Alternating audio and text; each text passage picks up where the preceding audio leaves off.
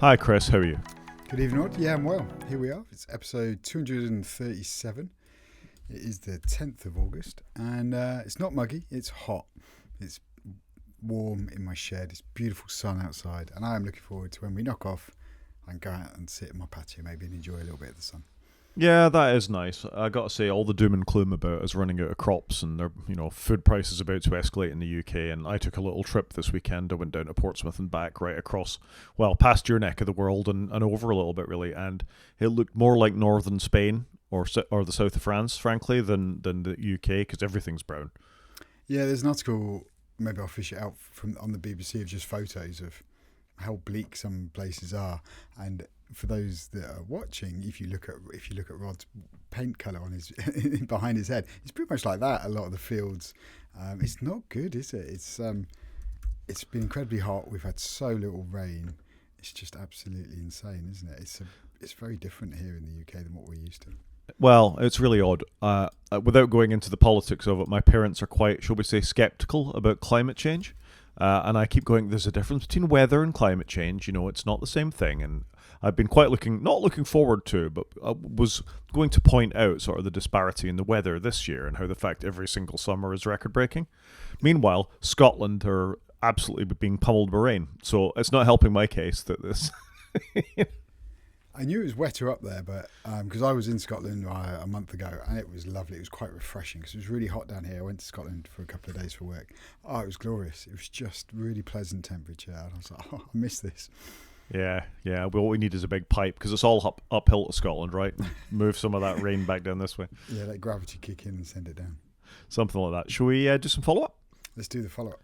So, in keeping with our Rampocalypse season ongoing, I just thought this was a nice little story, or not a nice little story on Rock, Paper, Shotgun, about how already the three biggest RAM makers have sold their 2027 output, potentially stretching the price was into 2028. Isn't that fantastic news? We're not in 2027 yet. We're only just halfway through 2026. Yay! And their forward order book is 18 months pre-sold. You would have thought in the current climate they probably don't want to sell all of next year's yet because the price could, they could demand more for it as they get into next year, but it is what it is. But it definitely feels like it's here to stay. And my son was looking for a laptop recently and hunting around for a second-hand laptop that's not a ridiculous price, and I'm pushing him to get a 512 gig hard drive, not a 256 one, because I want. And he's like, but it costs more money, and I was like, yeah, but it will last you a little bit longer because it's going to be harder for you to upgrade it. It's really tricky, isn't it, at the time? But this is not good news, is it, for us that want to buy new tech possibly next year? Well, it's not even that, is it? It's everything, because that impacts all the way down the line. If you've got an older computer and you want to upgrade it now, it's costing you lots and lots of money. Never mind the latest DDR5 or LPDRAM or whatever the current sort of standard is for the fastest stuff. This just pushes its way down all the time. And if you've got 8 gig and you thought you'd upgrade it later, or 16 gig and you want to go to 32, or you want to run your own LLMs in-house, or even you just want to buy a new Steam machine, all of this is impacting everything you do. Apple have put the prices up. We're going to talk in the main show about Dell's new laptop and what that sort of means for things. But once upon a time, this would be where other manufacturers could sort of really stick it to Apple. Apple showed some innovation. They put out their laptop, and then you see a host of other things coming along, and all of them are being crippled by RAM. I think it's a real problem. Yeah, it's really sad, isn't it? And I mean, it looks like we're not even halfway through Ramageddon, is what it means. It's weird though, isn't it? Because on one hand, yeah, we're not even halfway through Ramageddon.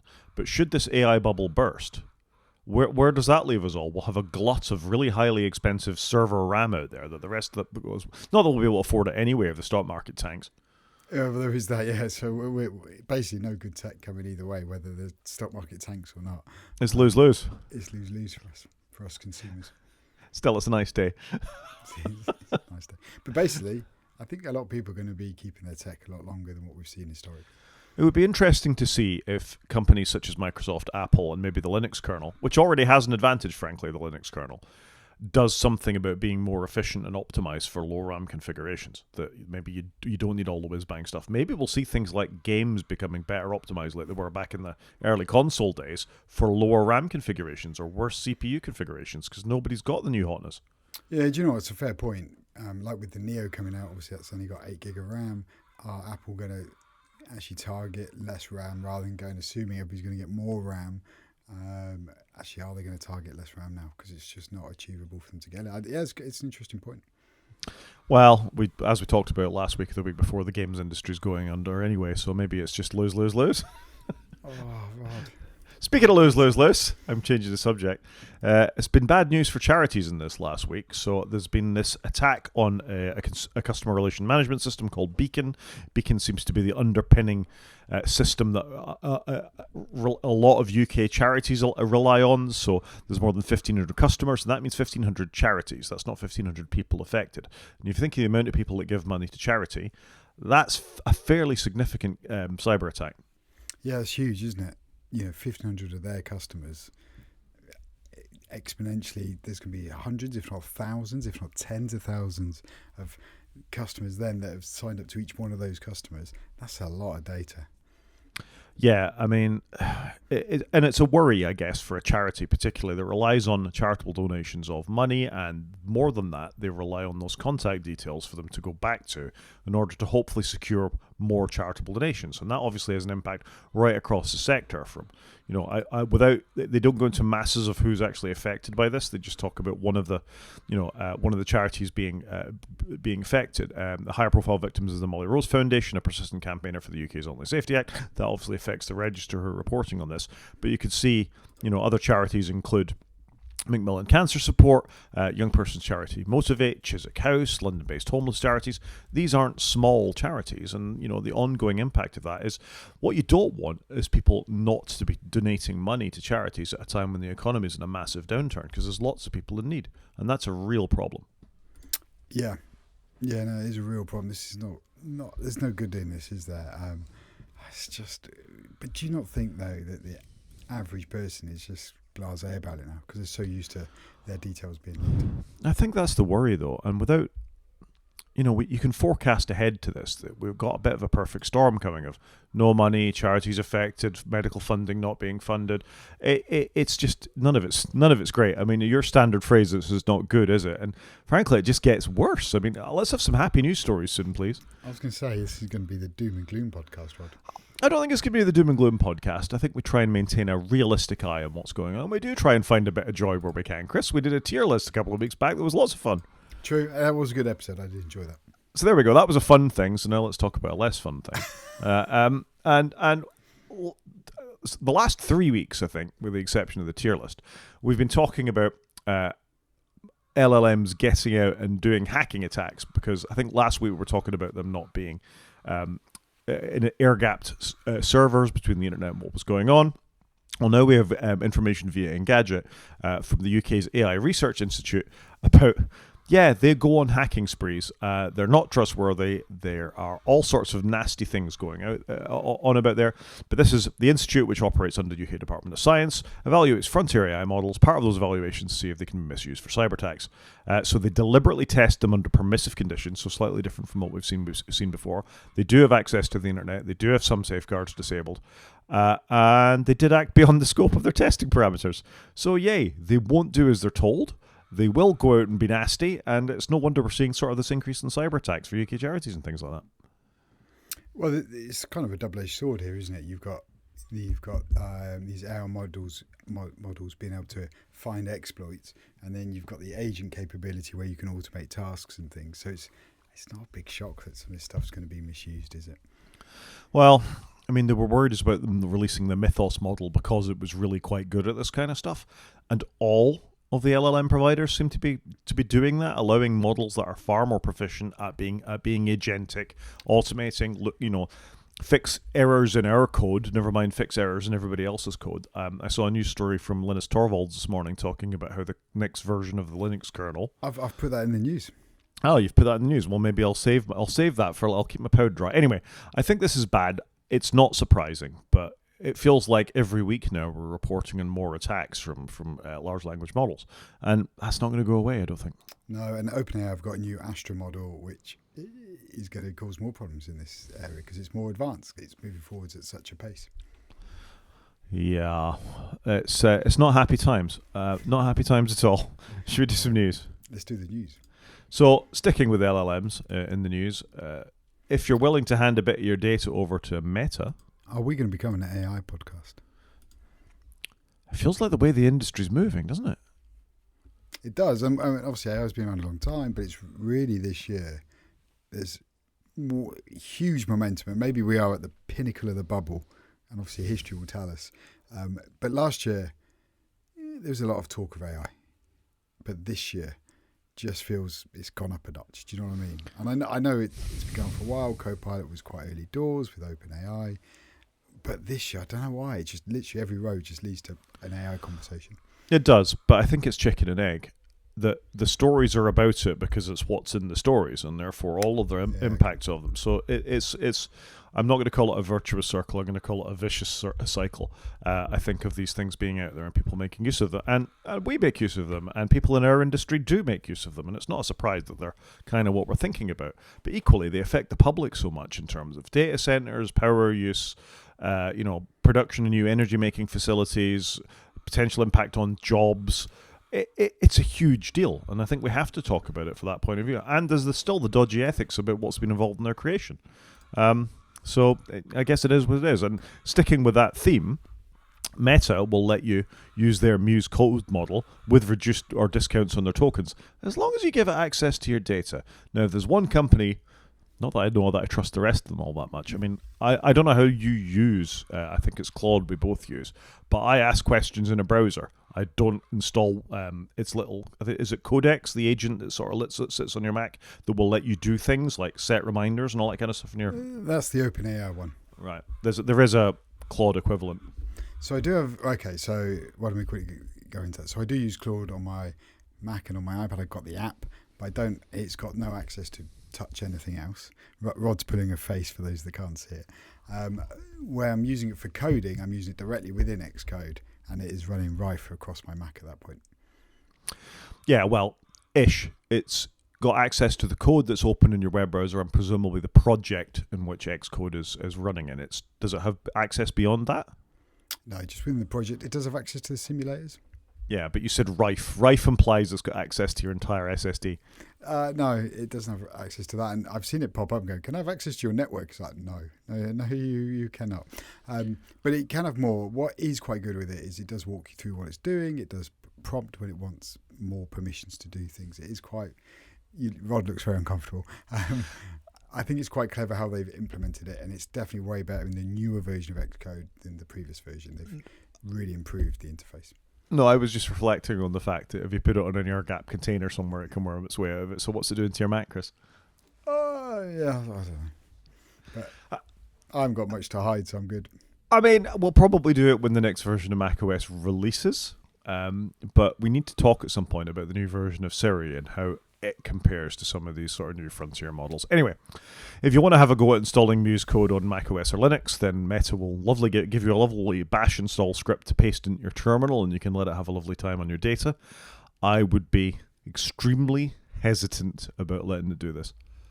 Yeah, I'm not a Meta fan at all, so I'm going to not install anything to do with Meta. I'm getting comfortable with Claude, but then obviously the article we just read in follow-up gets me a little less comfortable with Claude. You've got to try and pick the least worst option, I think that's my view. But no, I'm not going to be using any Meta stuff, but I'm not surprised they're doing this, right? No, and they're offering all the same things as Anthropic and Grok and all the rest. An agent on your computer, a little more deep, invasive collaboration with what's already on your machine, but it's there if you want it, and if you're a big fan of Meta and you trust them, then crack on, I guess. But I don't think either of us are included in that particular thing. No, agreed. Something else that we're not included in is X. We've been quite negative for it for a while, but Apple seem weirdly positive towards X, the app formerly known as Twitter. This is once again an article from The Verge, which I'm not going to scroll in, but the nuts and the bolts of it is, why does Apple keep banning things like Telegram? So Telegram got banned briefly. I think it was the early hours of Wednesday morning or Thursday morning last week. They were knocked off for 2 hours for potentially having child and sexual abuse material on there, and they got paused from the App Store while they did something within that. X has the ability to, still to this day, the ability to nudify people. And there was an awful lot of controversy about that last year when this happened for the first time with Grok doing it.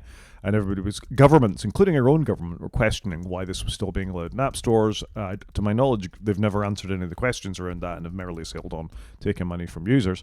But why do X get not banned and Telegram do? It seems like a disparity to me, that.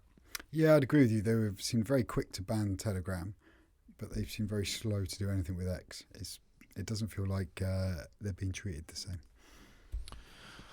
Yeah, I mean, it's weird. I saw a comment about the fact The Verge had posted this, saying The Verge was now a political movement rather than a technical reporting website, because it keeps putting things like holding various individuals' fingers to the fire on their viewpoint on tech. And I think tech is political at this point. It's quite hard to separate the two things.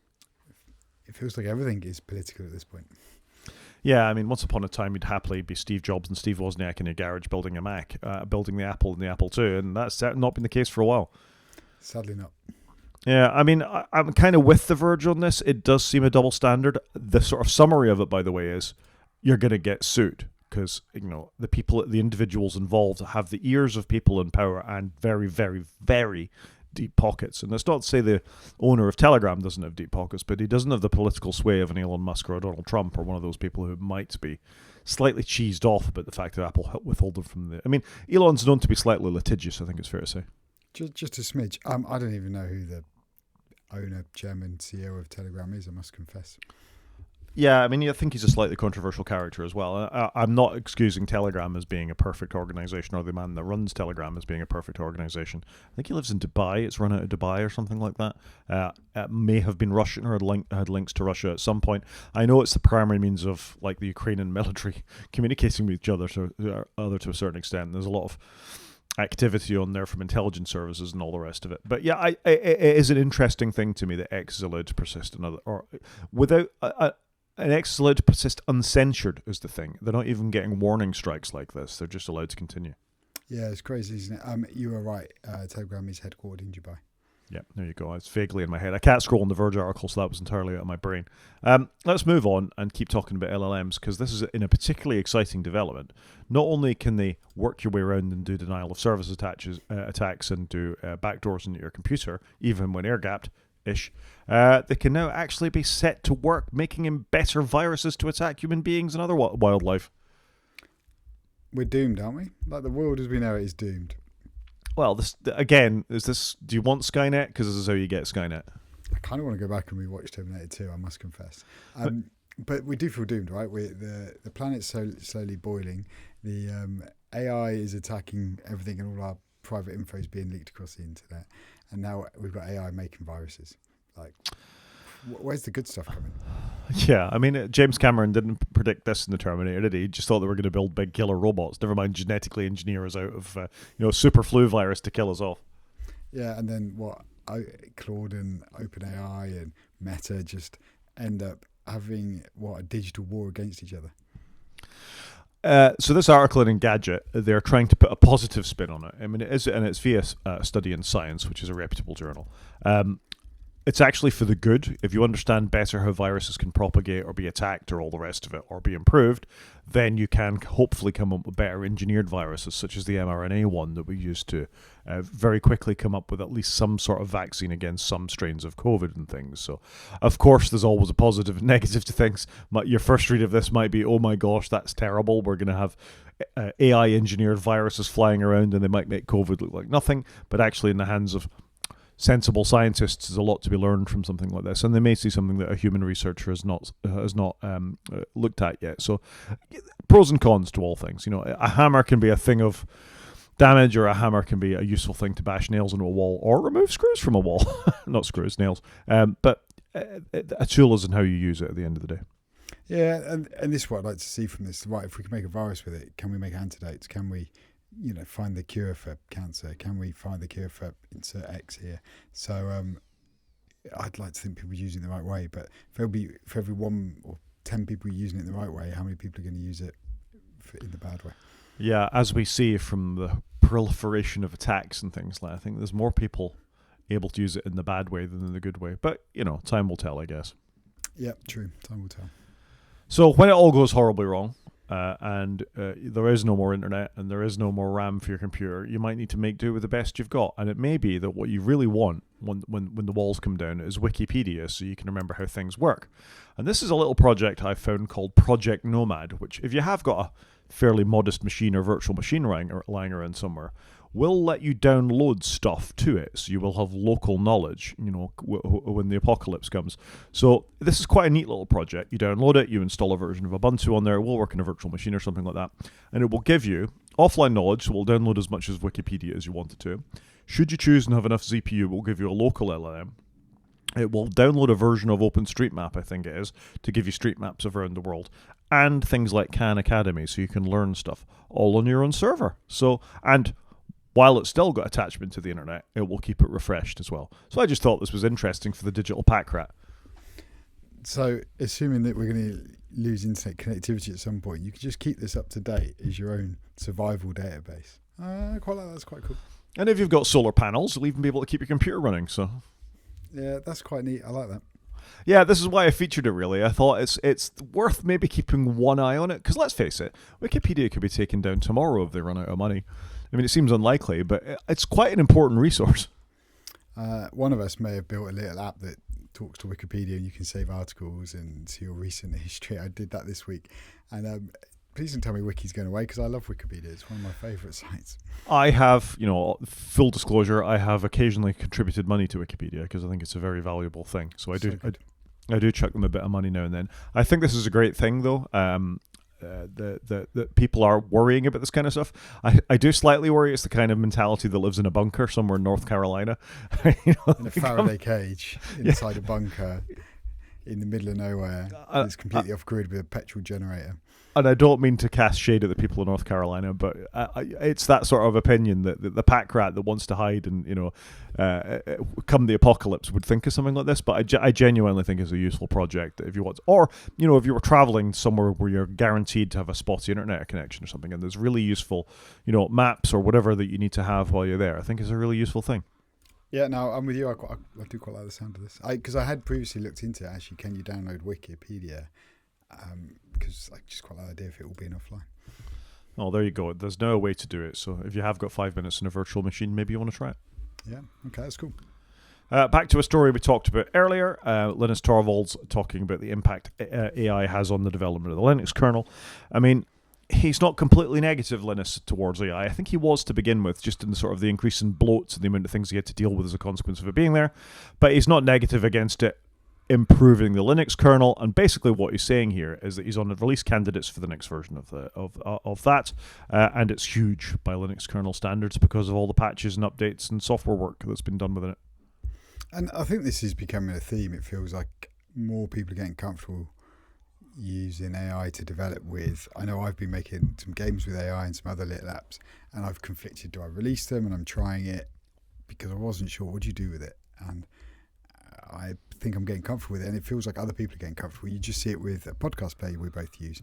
They're doing loads of development on it, this one person, and because they're leaning into AI now, they've done more development and bug fixes in the last 2 months than they've ever done because AI has been doing it. Yeah.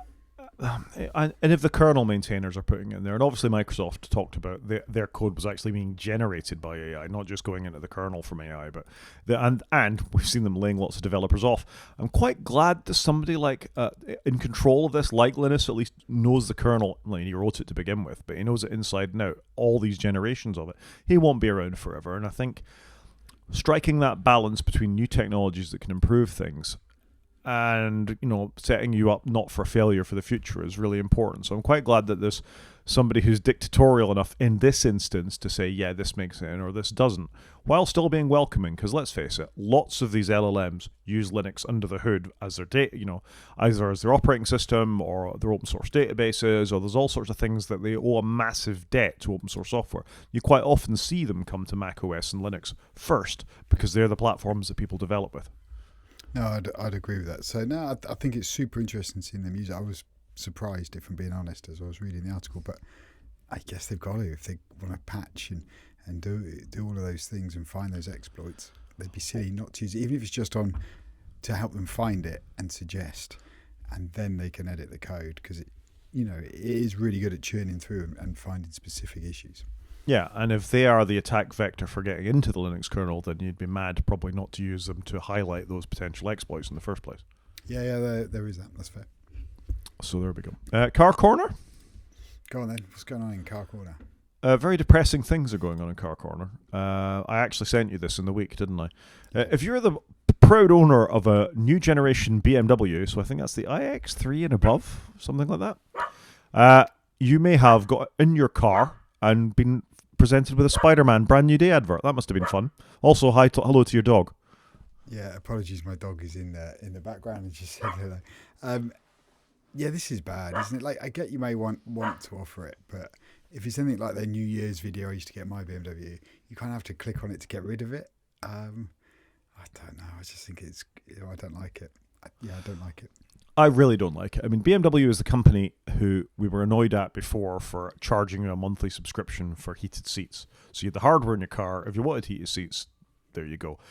Which is, I mean, it's weird what you'll accept as a human being, isn't it? I think it's Ford and the Mustang, the original Mustang in 1960, whatever it was, were the first company to offer paid upgrades within a car. Before that, you just bought a car and you got what was in the car. Ford went, if you want air conditioning or you want shiny paint or you want a convertible version, then you all pay more for extra. And BMW, of any company, are the company that truly embraced that. So, the options list on a BMW probably exceeds everybody, even Audi these days. I think Porsche apparently are the ones that have got the big list and very expensive list to go with it. So I'm not surprised. I just think this is a bit. I don't know. I think it's a bit rubbish. I think it's tacky. If I've spent upwards of iX3 upwards of £60,000 or something like that on a car and the rest, and you're being that space that you paid all that premium money for now has an advert on it, I think that's really, really tacky. But almost who's going to go, I'm used to watching adverts. I don't think it's right, though. And if you read through this... I don't think it's right, but I just wonder actually will the masses care. I mean, it's interesting that there is a quote here from somebody who was in charge of marketing at BMW. The movie Spider-Man Brand New Day paid BMW to take over the display of every BMW made after 2020. When you start a BMW, it shows you an ad. Great. But if you scroll back a little bit, you'll find BMW were the company, their marketing director was saying, absolutely not. We'll never show advertising on our dashboards. So talk about a double standard. There you go. Stephen Durack. Depends how big the check is. But that's not right. That's not right. I agree. I'm just... you can just imagine how the conversation went. We never do advertising. Well, we're going to write you a check for $1 squillion. Oh, okay, yeah, we can advertise what you want. Yeah. Senior Vice President for Connected Company Development, Stephen Durack, once pushed back hard against the guy that BMW would ever sell ads to display in its car. To say I'm selling the display to play a commercial, I don't see it. It's a private space. All those years ago in 2023, good standards BMW, good sticking to that. Well done. 3 years ago, brilliant. Yeah, I'm so proud of your ability to resist the large amount of money from from Marvel or whatever it was. And that's also going back to cars in 2020. So if I still had my electric BMW, I would have got that advert. Yeah, you would. Brilliant. Isn't that great? Let's move to and do some media because I want to talk about something related. Okay. So I went to see Spider-Man Brand New Day. Is that because you got in a BMW, saw the advert and go, I really want to go see that film? No, it's really not. Although I did notice the egregious use of a BMW advert within Spider-Man Brand New Day. Was it a bit like the Running Man where it turned into an Alpine advert at the end? I don't know if you've seen the Running Man. I have seen the new Running Man film, and yes, there's an Alpine advert at the end, and yes, that was really tacky as well. It was awful. It just didn't fit with the film. It just the film was really good, or pretty good up to that point. Really good. Pretty good. But then at that point, it was like, oh, you just ruined it. It wasn't as bad as that. I think, if memory serves, they get in a BMW at one point, and Marvel films have always been Audi, so that was a bit of a of course, because Tony Stark had Audis. Yeah. There's been a lot of Audis in the Marvel films, so there's BMW in this one. Although this is more as much a Sony thing as it is. Superhero licensing is complicated. Anyway, there's a billboard in the background for an iX3 or something like that, and I thought, oh, there you go, because I'd seen this story about the BMW dashboard, and I was expecting something BMW related. The film's all right. Didn't mind the film. The advertising was a bit rubbish, but it's a bit disjointed in the second half, I think. They're trying to cram too many sort of story nuggets into what comes next, and they could have used the actors a little bit more. It's funny, we were talking about The Odyssey last week, and 3 of the actors from The Odyssey were in this. Zendaya, Tom Holland, and John Bernthal are all in this as well. They've had a good year. They've done all right, I think, for money for these things. Most of them are in June, part 3 as well, also to come out this year. Yeah, I think John Bernthal's missing from that one, but certainly Zendaya. Oh no, I tell a lie. I think it's just Zendaya in that one. But yeah, there's a lot of money coming out for them this year.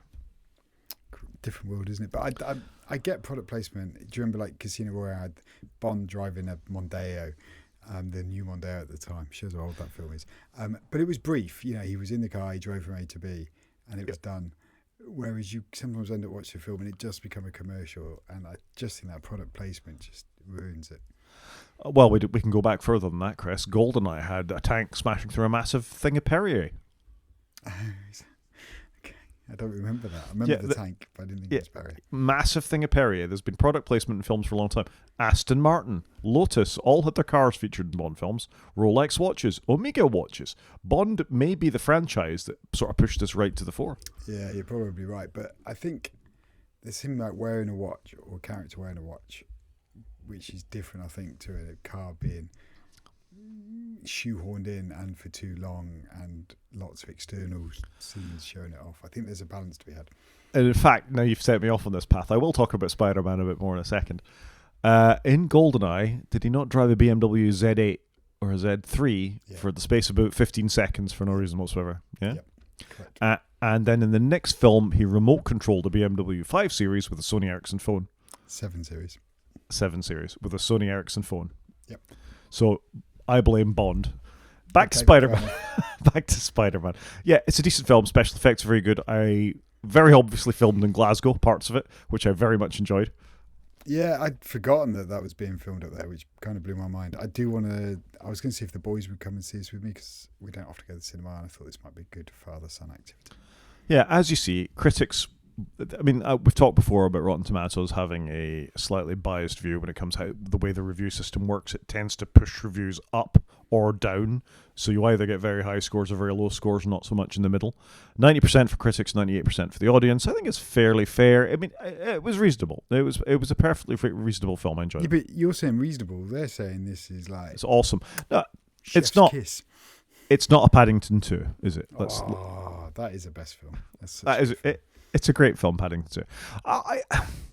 I'd say this was a solid 3.5 to 4 out of 5 for me. It was true to the character. I think they kept the theme going that these films have had, and it was certainly better than the second Spider-Man film. Is that the right one? The one with Jake Gyllenhaal in, and I didn't mind the third one. It was fine. It was good.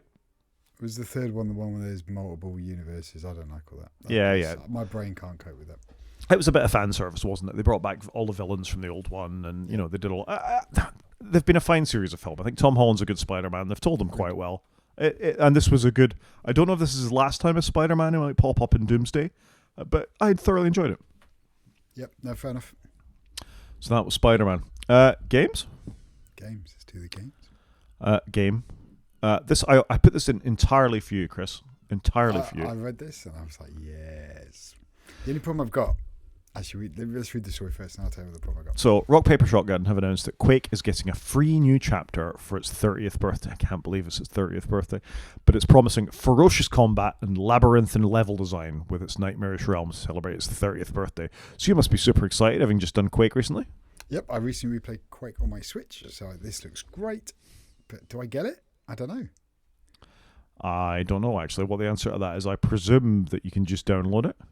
So I don't know. So I need to go and find out how do I get it, because I have enjoyed playing it on my Switch. I'm sure I will get it on something, because I probably own Quake on Steam as well. But absolutely loved it. This is great because I really enjoyed replaying Quake. So yeah, interested to see it. Okay, so what this gives you is 19 new maps, it would seem. It's quite a lot for Quake. As part of the campaign, with a fresh soundtrack and a new deathmatch map. Who's still playing Quake in deathmatch? In terms of new enemies, you can expect deadly new twists and familiar foes, including the Rocket Ogre demo, Blood Shambler, and with the potential challenge of killing your enemies by leaning into overwhelming you with fire or setting explosive traps. There's also a new super axe that shoots lightning and a laser cannon with ricocheting projectiles. And to get it, apparently, it's only available on Steam or Microsoft Store Game Pass for copies of the 2021 Quake. Awesome. So I'm keen to get this. So even if I have to buy Quake, I probably would. I mean, fair enough. I don't know if I've got Quake on Steam. Yeah, I just love it. I just think it's a great game. I'd like it if it was on the Switch. It's a bit old for me. I mean, I'd rather fire up Battlefield 6 or, let's face it, Slay the Spire 2, because that's the only game you ever really need. Apparently so. I don't know why you'd need anything else ever. It's all I ever play. Fair enough. No, yeah, I'm curious to try this out. I'd like to see what they've done with it. Well, there you go. Our PSA is done. If you're a big Steam Quake fan and you happen to have Steam or the Microsoft Store versions of it from 2021, you can play it. Yeah, it's good as it. But how often does somebody release something for free? Rarely. Very, very So rarely. I think that's kind of cool. Right, should we do a main show? Yeah, let's do it. This probably won't take us very long. I just think it was worth talking about. So, Dell released a new laptop, and we talked about it at the time that they had a competitor to the MacBook Neo, and it's running on Intel's new platform. I wish this would show me the thing I want to see. Show up now. That's what I want to do. That's not what I want, is it? I want the Dell XPS 13. Thank you, Dell, for making this so complicated. Did you go to the UK website? I did. Stay on the US website. You'll get what you want. Yeah, you can get it. I did find it on the UK website as well, though. But so I was hoping that was what would come up. But Dell being Dell. Anyway, this is what we want. This is the new Dell XPS 13 using Intel's new generation of Core i5, or just Core 5, I think it's called these days. Get it now if you're planning on getting one, and maybe our discussion here will sway you one way or another. But if you're in the market for a MacBook Neo, this is the PC equivalent. This is Dell's go at releasing their version of a MacBook Neo. So the XPS 13 is a 13-inch laptop starting at $599 if you're a student, $699 if you're not, and I think the price is going to go up in about 30 seconds' time. So if you're in the market for one, maybe rush out and buy one. And I think the be-all and end-all of this is it's got a terrible graphics chip, unlike the MacBook Neo, which is a good graphics chip. But for a PC laptop, this can do sort of 15 to 16 hours on battery and has instant sleep and all that good stuff that you want from a computer. So I think that's pretty good. That's quite cool. I was a bit confused they called it XPS because historically XPS was like their top of the range lineup. So that did throw me a little bit. But if you look at it, it looks just like a Mac.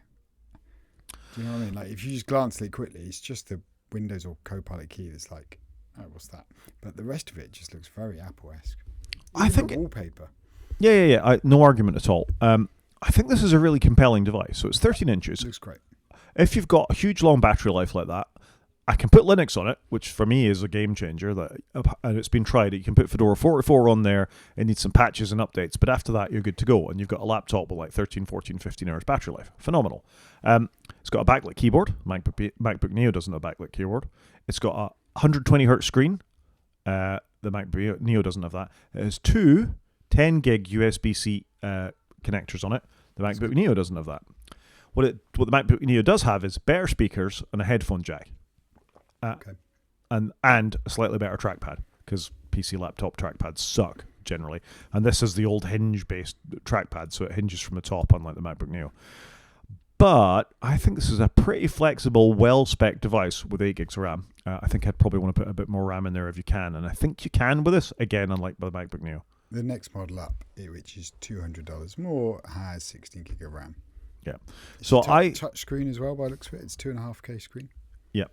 It's a much better screen. It's got a backlit keyboard. It's a lot more flexible in terms of you don't have to put Windows on it. You can put something that you can run what you brung on there, which is a sort of major selling point to me. Unlike a framework, it's not as upgradable, but you can pop the bottom off and stick in a bigger SSD if you want, and you can't do that with the MacBook Neo. That's quite cool. So I think this is quite an interesting device, and I'm a bit sad, as I was hinting at at the beginning of the show, the memory crisis is going to really push these out of people's hands, because I think this is the first time somebody's brought a laptop to market that's actually competitive with Apple in a long time. Wi-Fi 7, Bluetooth 6. Yeah. Strong device. It's a really strong device. Yeah. If they'd put a headphone port in this, I think they'd be absolutely on a winner, and it could stay at this price range and isn't about to get pushed up. Do you think that's really a deal breaker? The price? No, the headphone port. I don't think it's a deal breaker, absolutely not. But I think this is a cheap laptop primarily aimed at students who are going to sit in the library, plug their headphones in, and off you go. And yeah, I guess most people have got Bluetooth headphones these days, but you and I right now have both got our computers plugged on with headphones. I know we're podcasting, but I still think these kinds of headphones, when you're in the zone working away, it's how much does it cost to stick a headphone jack in a laptop? Yeah, I don't disagree with you. I guess it's the space it takes up, because it goes quite far in. That was always my understanding. I don't disagree with you. I think it's a great device. Like, if I was in Windows land, I would be giving this the side eye because it does look very compelling. But this is it. It's not just Windows land, is it? You can install a proper operating system on it, a real one. Yeah, fair enough.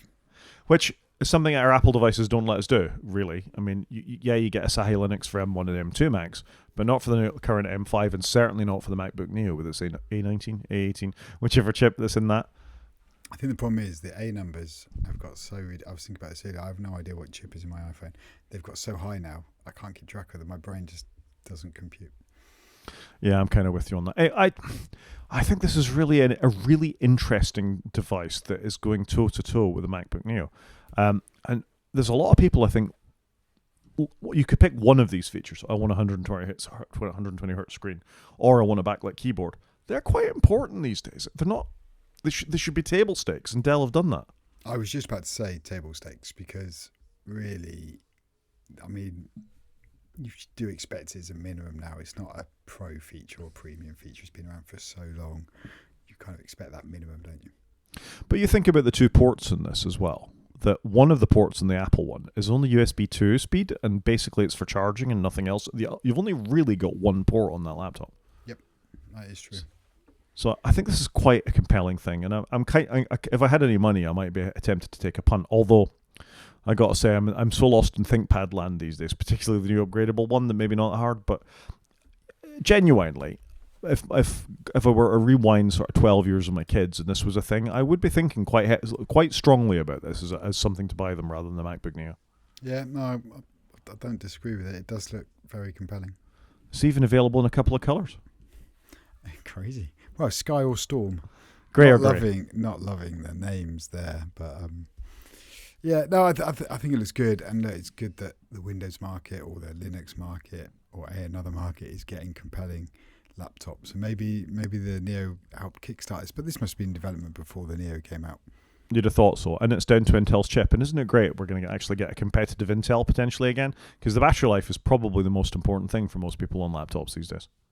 Yeah, but I'm guessing manufacturers are having to do these cheaper devices because of the Ramageddon that we're currently in. The cheaper devices are going to get more expensive, and so the regular device is going to get more expensive. So they do need something like this at the lower end of the market, which is going to replace the regular part that we would all buy a MacBook Air at. Well, compared to a Chromebook, yeah, it's a lot more money, but it's a lot more capable as a device. But you can see these ended up at the same price as what a MacBook Air costs today. This will probably get there at some point, and the MacBook Air will be MacBook Pro money, and the Pro will go up, and you can see that's the world we're about to enter into for a period of time. Absolutely. Also included in the show notes is a little link to Jeff Geerling, who's done a review of it. So as always, Jeff's worth watching. It's only 7 or 8 minutes long, I think. He does a fairly comprehensive review. So check that out too. App of the week? Go on then, let's do it. My app of the week this week is called 4L, which is a slightly odd name for an app, but it does one thing really well.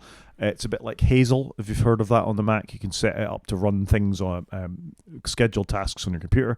In my case, I take a lot of screenshots over the course of the day for presentations or inclusion in documents, or just when I'm trying to illustrate for people how to do things. I always forget about them, and my desktop becomes cluttered with lots of PNG files. So I've installed 4L. I have set up a little rule to sweep my desktop continuously. As soon as there's a PNG that's been there for more than 5 minutes, whip it off to one side and stick it in a folder. And at the end of the week, delete that folder or clear out that folder. Okay, that's quite cool. So it's an open source app. You can download it off GitHub now. It's you can install with Homebrew or other things as well. You can set up all manner of rules. That's the most simplistic one, just to illustrate what can be done with it.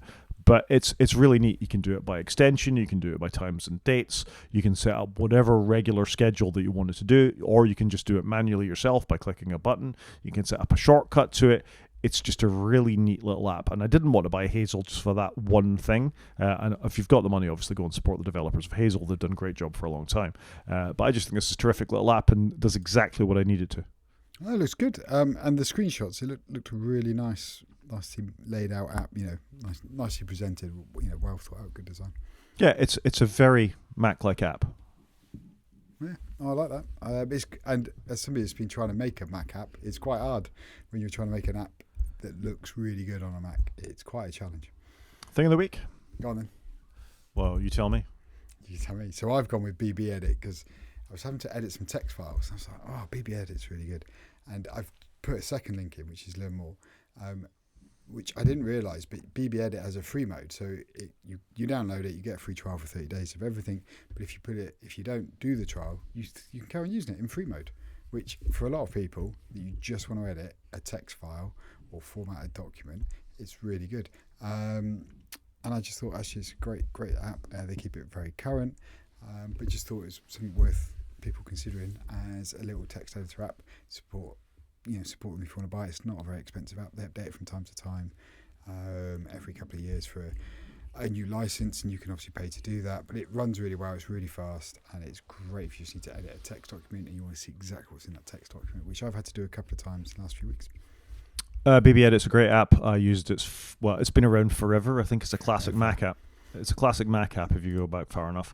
I used the free version, which used to be called Text Wrangler back in the day, and in fact the little icon for Text Wrangler is there. Not unnamed, but I remember you, Text Wrangler.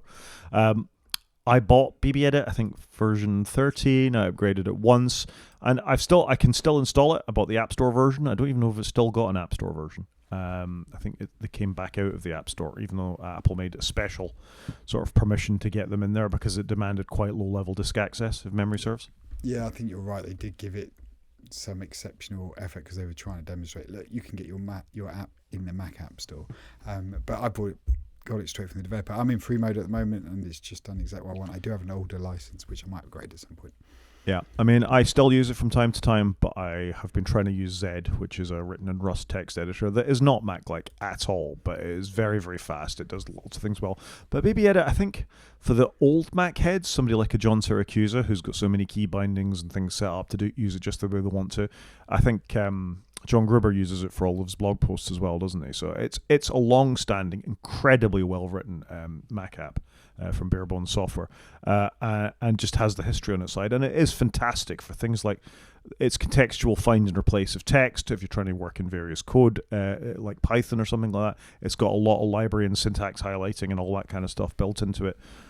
But it's a competitive market out there in the text editor space. Zed is really, really good. I think, Microsoft Visual Studio, not Visual Studio Code. Yeah, Visual Studio Code is also a really sort of compelling alternative to it as well, although it's a bit Microsofty for my liking, I got to say. And that's why I haven't played with that at all. I've got no desire to install that. Oh, there we go. I think we can call that a show, Chris. A bit of a shorter one this week, but it's been a slow news week. Well, see my theme for the year. It's been a slow news year. So if anyone wants to get in contact with us, Rod is at g5maniac@mastodon.scot.